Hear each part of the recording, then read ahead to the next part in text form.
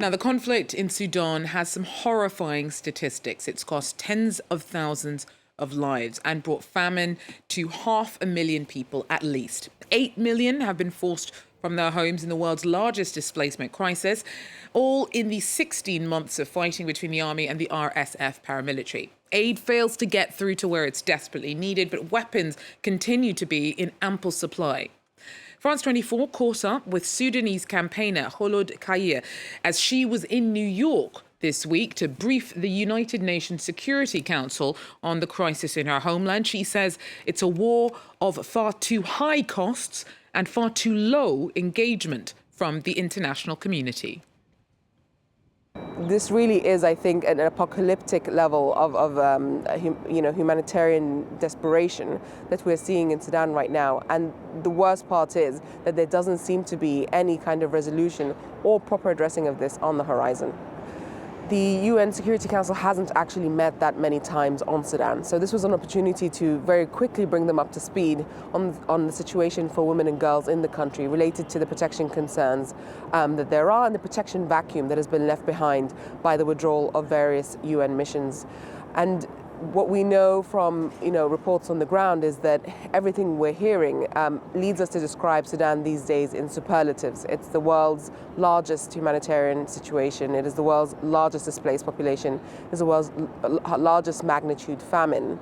And in those kinds of concerns require very urgent input of resources, very urgent attention by the international community, neither of which are currently there. There are some things that the international community can do very quickly. One is to ensure that Sudan remains at the top of the agenda, or very close to the top of the agenda, in terms of the United Nations, but also other international institutions and global stakeholders' agendas. The second thing is to very quickly get together the data reliably and accurately to report what we're hearing from the ground, which is that famine is not just being reported in one area, but in several areas in the country. Once that famine declaration comes through, the ability to marshal resources, both financial and sort of human resources, to make sure that there is an adequate response should be much easier. Then, of course, there are particular concerns around protection. The United Nations already released its own directions to put together a protection of civilians options paper, and that was in May. Since then, we haven't seen enough traction on that, and we need a concrete, written out, full report giving a full range of options up to and including the deployment of a protection of civilians mission in the country to adequately respond to the concerns of protection for the whole population, but specifically for women and girls.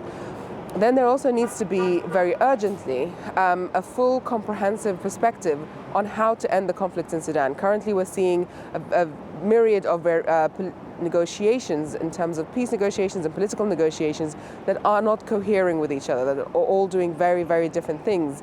And that is not going to help us get to a ceasefire. And lastly, the recognition, and quite urgently, the recognition that a ceasefire alone will not save lives, that there has to be a much more concerted push from the international community towards inculcating, women's peace and security norms as well as protection norms into the broad work that is going to carry out. And this would be much better housed in a fully fledged protection mission. We need to see much better cross-pollination between the African Union and the United Nations, particularly on this issue of protection, until such time that a ceasefire can be negotiated.